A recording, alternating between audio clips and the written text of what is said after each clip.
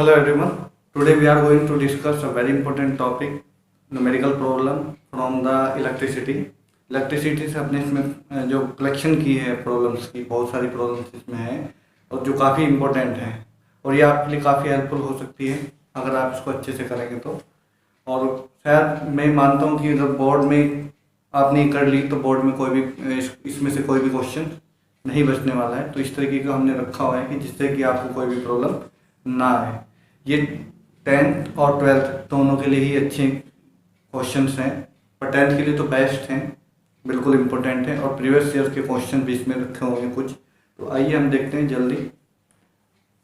तो सबसे पहला हमारा जो क्वेश्चन है, इलेक्ट्रिक करंट 12 ओम पे निकालनी है। तो हमारे पास में ये सर्किट एक डायग्राम है जिसमें दो रजिस्टर लगे हुए हैं 24 ओम के और एक 12 ओम का रजिस्टर लगा हुआ है और 6 वोल्ट की बैटरी से कनेक्टेड है। A1 और A2 दो इसमें एम्पीयर मीटर लगे हुए हैं। तो देखो सबसे पहले जो पॉइंट याद रखने का है, जो सबसे पहले हमें रिमेंबर रखना है, तो वो हमारा पॉइंट है कि अगर हमारे पास में कोई भी सर्किट लगा हुआ है सीरीज में, सीरीज कॉम्बिनेशन है, तो उसमें जो इलेक्ट्रिकल रेजिस्टेंस होती, इलेक्ट्रिकल करंट होता है, इलेक्ट्रिकल जो करंट होता है वो क्या रहता है, सेम रहता है। इस बात का हमें ध्यान रखना है। जो पोटेंशियल डिफरेंस होता है हर रेजिस्टेंस के लिए डिफरेंट होता है, पर हर रेजिस्टेंस के लिए इलेक्ट्रिक करंट सेम होता है। इस बात का हमें ध्यान रखना है।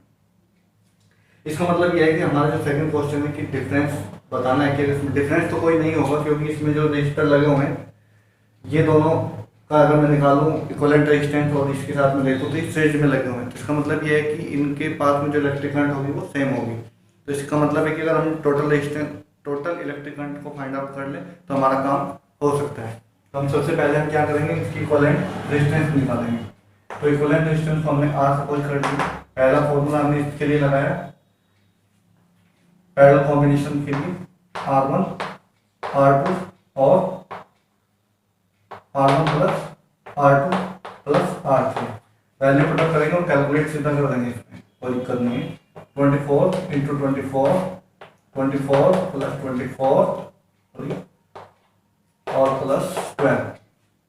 देखिए यहाँ पे कैलकुलेट करते हैं 576 आएगा और देख लेना एक बार कैलकुलेशन फिर भी। तो यहाँ पे 48 प्लस 12, इसको जब हम डिवाइड करेंगे तभी हमें मिलेगा 12 प्लस 12 मतलब 24 ओम ही मिलेगा। ओके, 24 ओम हमें मिल जाएगा। अब हमें टोटल रेजिस्टेंस तो पता लग गई। अब टोटल पोटेंशियल पे हमें पता है V ले रखा है 6 वोल्ट। ओके, अब हमें यहाँ पे करंट निकालना। देखो V पता है, R पता है, तो ओम्स लॉ भी पता है हमें, है ना। अगर नहीं भी पता है तो देख लेंगे। ओम्स लॉ ये होता है, यहाँ पे इसका फॉर्मूला यूज करेंगे और इसमें वैल्यू रखेंगे इसकी और कैलकुलेट करेंगे। ओके, तो अब सबसे पहले यहाँ पे हमें थोड़ा सा क्लियर करना पड़ेगा। अब डायग्राम नहीं बनाना। ओके,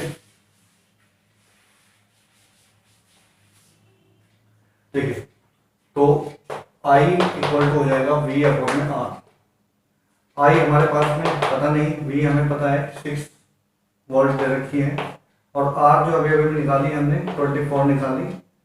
तो यहाँ पे हम कैलकुलेट कर देंगे। कैलकुलेट 6 से कट जाएगा ये 1/4 मतलब I इक्वल टू 0.25 इसका आंसर आएगा। ओके, जो करंट है वो कितने एम्पियर की होगी, 0.25। ये हमारा पहला आंसर होगा।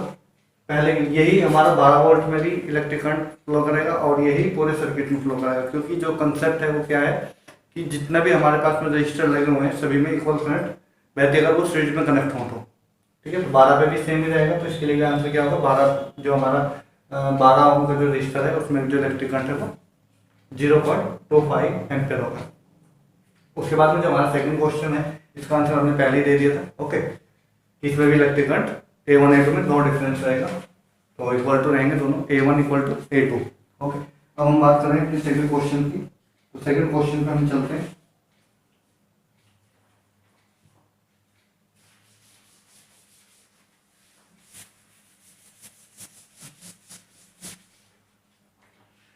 देखिए उसके बाद हमारा जो सेकंड क्वेश्चन है वो है कि हमारे पास में 2 ओम के 4 रजिस्टर दे रखे हैं और हमसे पूछा गया है कि उसको किस प्रकार से आपस में कंबाइन करें, किस प्रकार से उनको जोड़ें कि जिससे कि हमें मैक्सिमम रेजिस्टेंस मिल सके।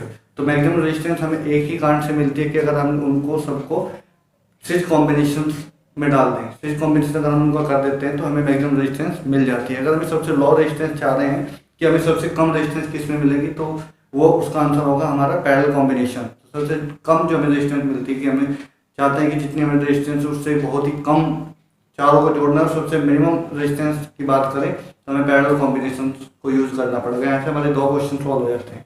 ओके, और ये 2020 में आया था, मतलब अभी लेटेस्ट में, तो मतलब हम यूज करेंगे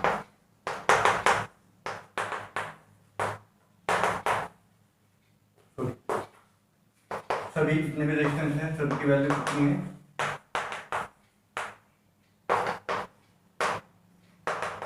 2 ओम है। ठीक है, तो सब वैल्यू पुट करते हैं हम इसमें 2 + 2 + 2 + 2, ओके 8 ओम। इसका आंसर है स्विच कॉम्बिनेशन है, और प्लस कि इसकी जो रेजिस्टेंस है वो 8 ओम होगी, और ये सबसे मैक्सिमम रेजिस्टेंस होगी कॉम्बिनेशन रेजिस्टेंस। इससे ज़्यादा किसी भी कॉम्बिनेशन में हम इसको नहीं बना पाएंगे। ओके, तो सेकंड क्वेश्चन है, ये ग्राफ से है, थर्ड क्वेश्चन सॉरी। तो थर्ड क्वेश्चन हमें ग्राफ मिला हुआ है। जो हमारा जो क्वेश्चन है ये भी 2020 का है। इसमें 2 रजिस्टर लगे हुए हैं, 3, ये R1 R3 है, ये R1 है, ये R2 है। I और वर्सेस भी ग्राफ मिला हुआ है। इसमें हमें जो ध्यान रखना है कि हमसे पूछा गया कि जो रेजिस्टेंस है इसमें अलग अलग कॉम्बिनेशन है कि कौन किससे छोटा है, इस तरीके का हमें मिला होता है। ठीक है, R3 या कोई और दूसरा, तो इस तरीके से ऑप्शनल में थे, तो इसमें से ऑप्शन कैसे हम चुने, सीधा मैं सही जो करेक्ट ऑप्शन है उसी को मैं बताता हूँ कैसे इसको हमें फाइंड आउट करना है, उसमें क्या कॉन्सेप्ट लगता है। तो हमें सिर्फ कॉन्सेप्ट पे ध्यान रखना है और क्वेश्चन को कॉपी करते जाना है। देखिए यहाँ पे जो कॉन्सेप्ट लगता है वो लगता है हमारा R इनवर्सली प्रोपोर्शनल I जितना ज़्यादा होगा R उतना ही कम होगा। तो देखो यहाँ पे I क्या है, ज़्यादा है तो R सबसे कम होगा, तो यहाँ पे हम लेंगे R सबसे कम, R3। ठीक है, उसके बाद तो कोई दिक्कत ही नहीं है, इससे क्या है रेजिस्टेंस बढ़ती जा रही है, और उसके बाद और रेजिस्टेंस यहाँ पे, तो ये रेजिस्टेंस बढ़ती जाती है। यहाँ पे सबसे ज्यादा जो मैक्सिमम रेजिस्टेंस है वो R2 की है, जो मिनिमम रेजिस्टेंस है वो R3 की है। इसको उल्टा कॉम्बिनेशन भी हो सकता था,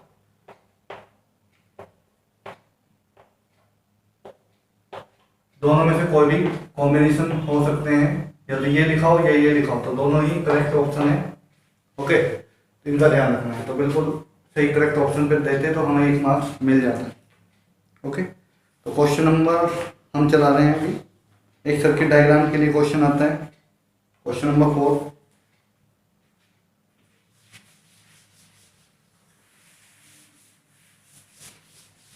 ये भी एक क्वेश्चन हमेशा से ही आता है, हर साल एक क्वेश्चन देखने को मिलता है, इसको सभी ध्यान से रखेंगे कि हमारे पास ओम्स लॉ से हम समझेंगे इसको, ज्यादातर उसी तरीके का आता है।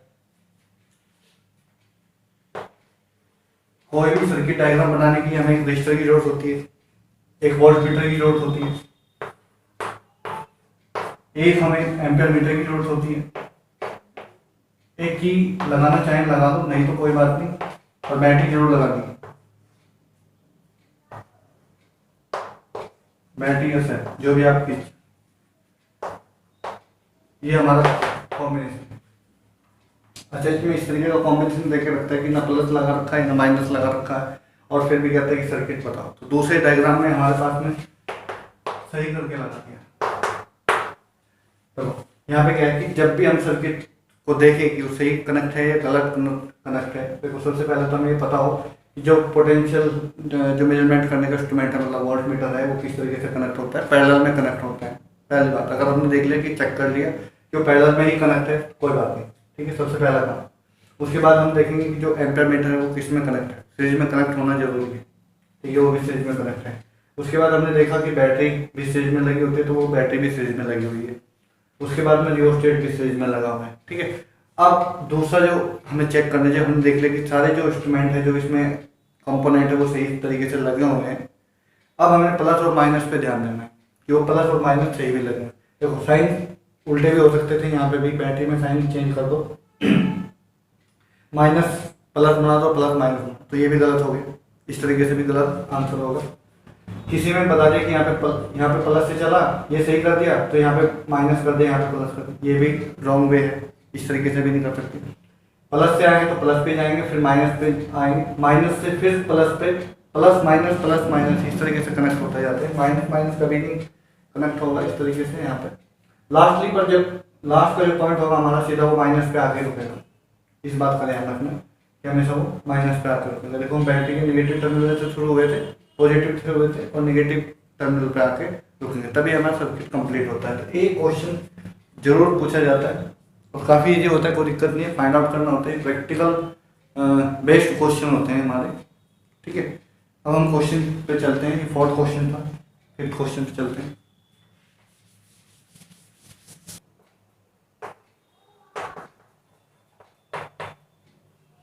ओके, तो इस क्वेश्चन में हमें रेशो निकालना है रेजिस्टेंस का, और एक्स और वाई जो हमारे पास में रोड है दो कॉपर की बनी हुई है, सेम मेटेरियल की बनी हुई है, तो इसका मतलब यह है कि जो रो होती है हमारी वो सेम रहेगी, और लेंथ दे रखी है उनकी 30 सेंटीमीटर और 10 सेंटीमीटर, और रेडियाई दे रखी है, ओके, 2 सेंटीमीटर और 1 सेंटीमीटर। तो हमें रेजिस्टेंस, सबसे पहले हम रेजिस्टेंस निकालेंगे R1, ये जो R1 हमने माना है एक्स जो रोड है उसके लिए है। फॉर्मूला हमने ये लिखा हुआ है पहले ही लिख इसमें यहाँ पे, R equal to rho L upon A, ये यूज करने वाले हैं हम यहाँ पे। तो रो सेम रहेगी L1 और एरिया A1, तो इसकी क्योंकि एरिया हमें निकालना है वायर का, तो वायर का एरिया निकाल दिए, और यहाँ पे पाई R1 का स्क्वायर। इसी तरीके से R2 की वैल्यू निकालेंगे, रो L2 अपॉन में पाई R1 स्क्वायर।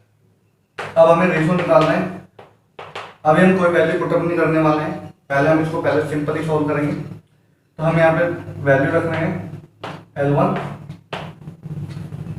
पाई R1 का स्क्वायर अपॉन में रो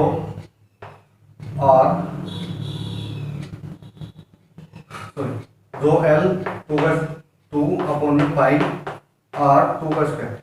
तो यहाँ पे पाई रो अपॉन में पाई, और रो अपॉन में पाई क्या है, कॉमन है, कट जाएंगे आपस में, और हम यहाँ पे मल्टीप्लाई करेंगे। यहाँ पे जो सॉल्व करने से आएगा वो आएगा L1 इंटू R2 का स्क्वायर और L2 R1 का स्क्वायर, ओके। तो ये आ गई हमारे पास में वैल्यू, और हमें इनकी वैल्यू पता है। L1 पहली रेजिस्टेंस के लिए, पहली रोड के लिए क्या है, 30 सेंटीमीटर है, और जो सेकंड रोड है उसकी जो लेंथ है वो है 10 सेंटीमीटर, जो R1 है वो है हमारा 2 सेंटीमीटर, और जो R2 है वो है हमारी, R1 हमारी 2 सेंटीमीटर, R2 हमारी 1 सेंटीमीटर, ओके। ये हमें दे रखा है। अब हमें कुछ नहीं करना है, वैल्यू बस सिंपली पुटअप करनी है इसमें, और हमारा रिलेशन आ जाएगा। तो यहाँ पे हम 30 यूज करेंगे, इंटू लेंथ होगी 30, और जो रेडियस है वो है हमारी 1 का स्क्वायर, और यहाँ पे L2 है हमारी 10, और यहाँ पे है 2 का स्क्वायर। इसको सोल्व करते हैं, 3 टाइम्स गया, और यहाँ पे 3 अपॉन में 4, ठीक है। सोल्व कर दिया हमने सिंपल, ये हमें मिला, जो रेशियो मिला है 1 upon R2 equal to 3 upon में 4। इसको हम इस तरीके से लिख देंगे,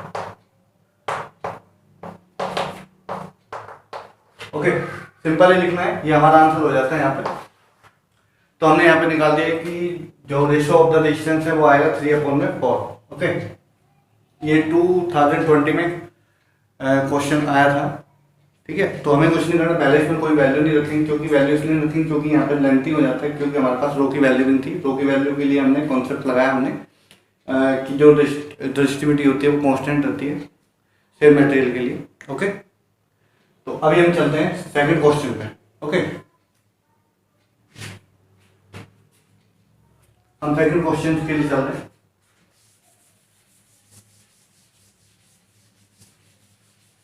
जो कि इसका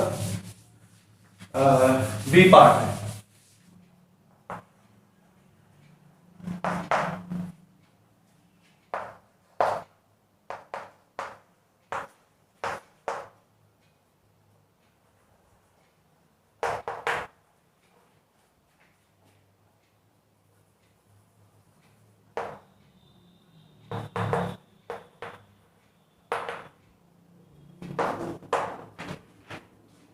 ओके, तो हमने यहाँ पे क्वेश्चन लिख दिया है, ओके। अब इसमें देखते हैं इसमें जो करंट है, हमारी जो करंट है वो किस में जा रही है, 500 mA सीरीज सर्किट में जा रही है, जिसमें एक लैंप लगा हुआ है और एक कंडक्टर लगा हुआ है और 6 वोल्ट की बैटरी से कनेक्टेड है। तो हमें जो निकालनी है वो क्या निकालना है, लैंप की रेजिस्टेंस निकालनी है। तो लैंप की रेजिस्टेंस हमें नहीं पता है, तो उसको निकालने के लिए हमें सबसे पहले तो एक डायग्राम बनाना पड़ेगा। डायग्राम बनाते हैं सबसे पहले। उन्होंने कहा है कि एक बल्ब, एक लैंप और एक कंडक्टर इसमें लगा हुआ है, सीरीज में लगा हुआ है। तो हमने सीरीज में लगा दिया, रेजिस्टेंस मान लो, और इसको हमने 10 ओम। उसके बाद ये किसी बैटरी से कनेक्टेड है जो कि 6 वोल्ट की है। यहाँ पे एक बैटरी हमने सपोज कर ली कि बैटरी बना दी 6 वोल्ट की। हालांकि इस डायग्राम को बनाने की कोई नीड नहीं है, पर फिर भी अपने समझने के लिए हमने क्या कर दिया, इसमें डायग्राम बना दी ताकि अच्छे से समझ आ सके। इस तरीके से है। और इसमें जो करंट बह रही है, जो फ्लो कर रही है, वो क्या कर रही है, हमें ये बात पता है कि अगर हमारे पास में सीरीज कॉम्बिनेशन है, उसमें जो करंट हर पॉइंट पे होती है वो क्या होती है, सेम होती है, और जो भी डिफरेंस होता है वो पोटेंशियल डिफरेंस में होता है। तो अब सबसे पहले ये बात हमें पता है, तो इसको सबसे पहले हम करंट को यहाँ पर फाइंड आउट करेंगे, क्योंकि वो एमए में दे रखी है। उसको पहले किसमें कन्वर्ट करना पड़ेगा, एम्पियर में। तो एम्पियर में कन्वर्ट करने के लिए क्या करना है, 10 की पावर -3 से मल्टीप्लाई करना है। ओके, तो रिजल्ट में हमें मिलेगा 0.5 एम्पियर। तो हमने करंट को फाइंड आउट कर लिया है। अब उसके बाद में total resistance of the circuit, जो भी सर्किट है हमारे पास में, उसकी टोटल रेजिस्टेंस निकालेंगे, इक्विवेलेंट रेजिस्टेंस। दोनों एक ही बात होती है, टोटल रेजिस्टेंस R+10। तो ये हमारी टोटल रेजिस्टेंस निकल गई। पोटेंशियल हमें पता है V इक्वल टू क्या है, 6 वोल्ट है। तो पोटेंशियल हमें पता है। अब हमने ओम्स लॉ यूज करना है और वैल्यू को कैलकुलेट करना है।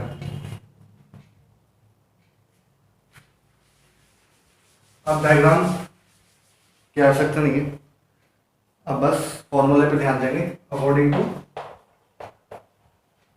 या यूजिंग द ओम्स फॉर्मूला या ओम्स लॉ, जो भी आप लिखना चाहें, अकॉर्डिंग टू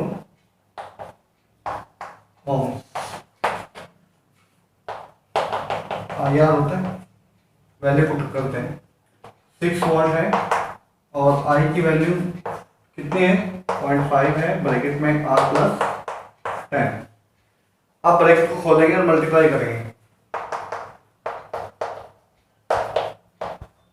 ओके, जैसे हमने मल्टीप्लाई किया हमें ये मिलेगा, और 6 वोल्ट यहाँ पे है, और हमें क्योंकि R की वैल्यू निकालनी है तो R की वैल्यू निकालेंगे। बस R की वैल्यू निकालने में ध्यान देंगे। इसको हम इधर लेके आएंगे, 6 - 5 हमें मिला 1, और ये है इसके इक्वल टू में, यहाँ से R की वैल्यू जो निकलेगी वो 1/0.5, और जैसे ही 1 को 0.5 से डिवाइड करेंगे तो हमें मिलेगा 2 ओम।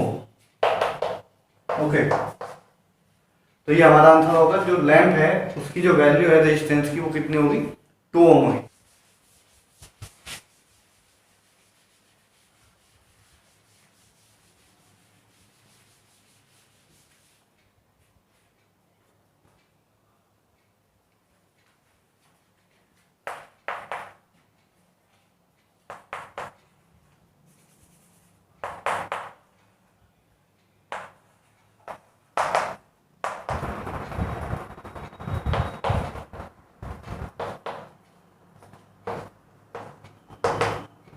ओके, ये हमें क्वेश्चन मिला हुआ है। तो 2 इलेक्ट्रिक बल्ब हैं जिनके ऊपर जो मार्क लिखा होता है, रेटिंग लिखी हुई है, वो 100 वाट और 220 वाट लिखा हुआ है। और जो सेकंड हमारे पास में जो बल्ब है वो 6 वाट और 220 वाट लिखा हुआ है। इसका मतलब है कि 220 वाट पे वो ऑपरेट होता है। दूसरा, वो पैरेलल में कनेक्ट है एक दूसरे से, वो एक पैरेलल में कनेक्ट है। और वो 200 जो ये हमारा 220 वोल्ट है उस मेन से कनेक्टेड है। जैसे घर में एसी आती है तो जितने भी बल्ब होते हैं वो मान लो कि 220 वोल्ट पे ऑपरेट होते हैं, तो वैसे ही कुछ है और पैरेलल में है। तो इसमें हमें करंट फाइंड आउट करनी है। अच्छा, इसके लिए एक कॉन्सेप्ट है कि जैसे कोई पैरेलल में कनेक्ट होता है तो उसमें जो पोटेंशियल डिफरेंस होता है वो क्या होता है, सेम होता है। और जो इलेक्ट्रिक करंट होता है वो डिफरेंट होता है। तो उसी तरीके से हम लेंगे इसको। तो ये यहाँ पे एक बल्ब और यहाँ पे एक अनोदर बल्ब इससे कनेक्टेड है, वो इस तरीके से कनेक्टेड है, ओके, और पैरेलल में कनेक्टेड है। बस यहाँ से तो हमें सिर्फ कॉन्सेप्ट लेना है, बाकी इसका यूज नहीं है। और हमें ये बात पता है कि जो करंट इसमें जाएगी, जैसे यहाँ पे I1 करंट गई है तो यहाँ पे I2 करंट जाएगी और ये टोटल जो करंट इसमें बह रही है उसके इक्वल होगी, ओके, ये भी बात पता है। तो यहाँ पे हम यही फॉर्मूला लिख लेंगे, I1 प्लस I2 मीन्स हमें I1 और I2 निकालनी है। जो बल्ब हमारे पास में 1 है और 2 है, दोनों के लिए अलग अलग वैल्यू करके निकालेंगे। तो इसके लिए हमारे पास में जो फॉर्मूला, देखो हमारे पास में V दिया हुआ है, एक तो P मिला हुआ है, पहले बल्ब के लिए P1 मिला हुआ है, जो P1 है वो कितना है 100 है, और V क्योंकि पोटेंशियल सेम है 220 वोल्ट से ही कनेक्टेड है तो दोनों के लिए हम सेम ही लिखेंगे। और जो P2 है वो मिला हुआ है 60 वॉट, और उसके बाद जो V है यहाँ पे भी 220 वोल्ट ही है तो कनेक्टेड है। और ये जो बोर्ड अभी हुए हैं लेटेस्ट उसमें ये क्वेश्चन आया हुआ था, ओके, तो एक बोर्ड में क्वेश्चन आया हुआ है। तो देखो हमारे पास में V है और P है और I हमें चाहिए, तो एक हमारे पास में फॉर्मूला होता है P equal to V I, okay, ये फॉर्मूला है P equal to V I, इसको हम यूज करेंगे। तो देखो P1 इक्वल टू वी आई और V सेम है, और यहाँ पे हम I1 निकालेंगे, I1 की वैल्यू निकालेंगे तो P1 अपॉन में क्या करना पड़ेगा V, ओके। तो सबसे पहले हम I1 की वैल्यू को निकालते हैं, ओके। P कितना है हमारे पास में 100 है और दो यहाँ पे 220 वोल्ट है, तो जैसे हमने इसको किया वो 5 अपॉन में कितना मिला 11, तो यहाँ पे हमने एक वैल्यू को निकाल दी I1 वैल्यू को। इसी तरीके से हम क्या निकालेंगे I2 वैल्यू निकालेंगे। यहाँ पे डायग्राम क्योंकि रोल नहीं है इसको कोई भी, सिर्फ डायग्राम हमें सिर्फ कॉन्सेप्ट समझाने के लिए था, नहीं बाकी इसके यूज के लिए। तो अभी हम क्या कर रहे हैं I2 निकाल रहे हैं। तो I2 निकालने के लिए फॉर्मूला क्या है P2 अपॉन में V। तो P2 की वैल्यू कितनी है 60 है यहाँ पे, और अपॉन में कितना है 220 वोल्ट है, यहाँ पे मिला 3 अपॉन में 11। तो I1 और I2 के वैल्यू हमने फाइंड आउट कर लिए और हमें पता है कि इससे हम निकालेंगे टोटल करंट जो उसमें यूज हुई है। तो I equal to I1 5 upon में 11 प्लस 3 अपॉन में 11, ये हमने यूज कर लिया है। तो इसका एलसीएम लेंगे, ये मिला I की वैल्यू 8 अपॉन में 11, तो इसको हम डिवाइड कर देंगे और इसको डिवाइड करने से जो हमें वैल्यू मिलेगी 0.72, और लास्ट में यूनिट भी लिखते हैं तो यूनिट भी लिखेंगे, ओके। तो ये हमारा क्या था आंसर आ गया। करंट कितनी बह रही है उस सर्किट के अंदर जो भी पूछा गया है वो हमारी है 0.72 एम्पियर, ओके। तो अभी हमारा यहाँ पे जो फर्स्ट पार्ट है वो कंप्लीट होने वाला है। एक क्वेश्चन और मैं इसमें लूँगा, उसके बाद बाकी हम सेकंड पार्ट में इसकी बातचीत करेंगे, वो भी अभी साथ में रहेगा इसके, क्योंकि बड़ी वीडियो हो जाएगी थोड़ी सी, है ना, ओके। अब हम कर रहे हैं लास्ट क्वेश्चन फर्स्ट पार्ट का।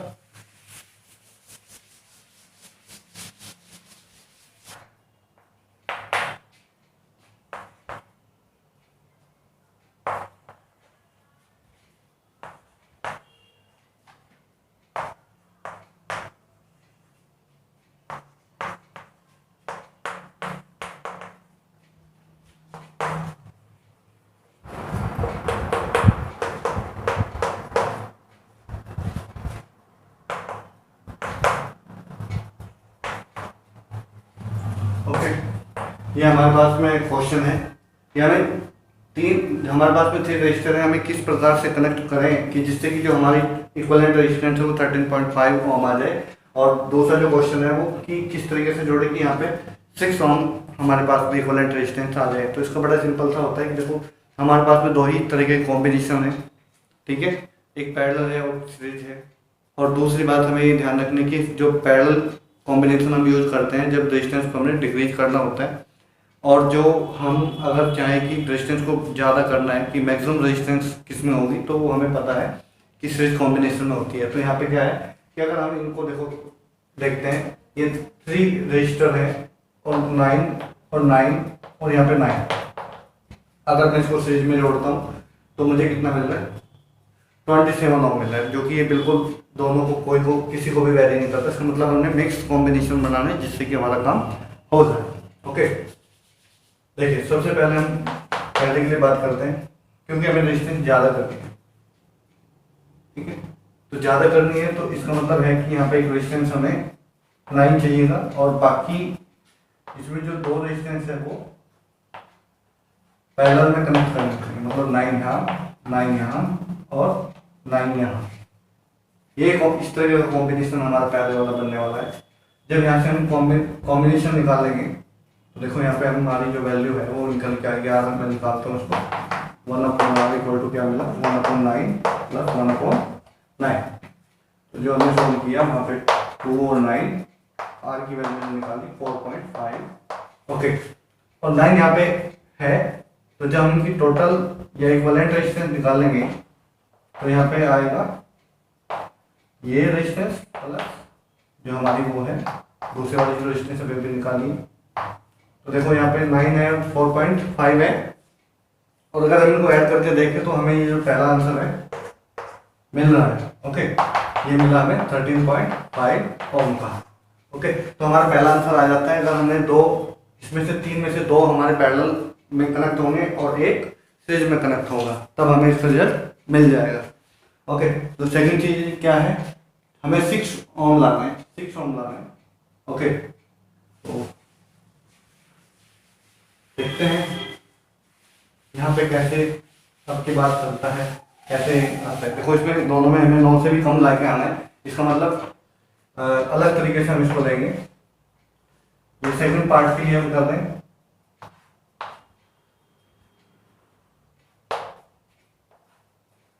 इस तरीके का हमारा कॉम्बिनेशन बनेगा। अब की बार हमने 2 सीरीज में ले लिया और एक पैरेलल में ले लिया। देखते हैं यहाँ पे 9 है, यहाँ पे 9 है, यहाँ पे भी 9 है, दोनों सीरीज से निकाला। RS जो हमें मिलेगा 9 प्लस 9 करके निकलेगा।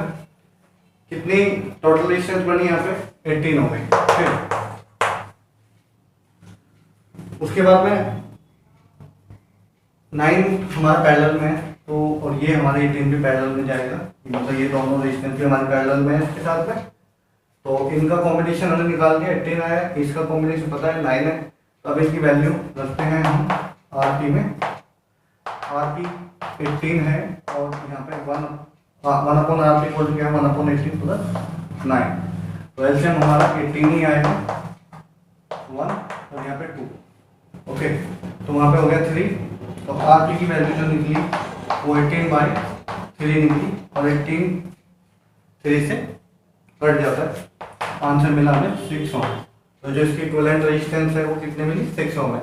देखिए बाकी इसके अलावा कोई भी दूसरा कॉम्बिनेशन अगर यूज करेंगे तो ये 6 नहीं आएगा बिल्कुल भी, क्योंकि देखो 2 सीरीज में लगाया, यहाँ पे अगर लगा लेते हैं तो भी नहीं आएगा। किसी भी तरीके से आप कनेक्ट करके देख ले, बिल्कुल भी नहीं आएगा किसी भी तरीके से। ओके, तो अब हम इसकी सेकंड वीडियो में बाकी जितने भी क्वेश्चन है, अभी यहाँ पे 12 क्वेश्चन है और हम इनकी बात करने वाले हैं अभी नेक्स्ट पार्ट में। ओके, तो 7 से 8 से स्टार्ट करेंगे हम, ठीक है। लगातार हमें ये वीडियो देखनी, तभी हमें सारे क्वेश्चन सॉल्व होंगे और याद भी रखना है। और अगर कोई भी फिर भी प्रॉब्लम रहती है तो आप कमेंट में ज़रूर बताएं। Okay, thank you for watching.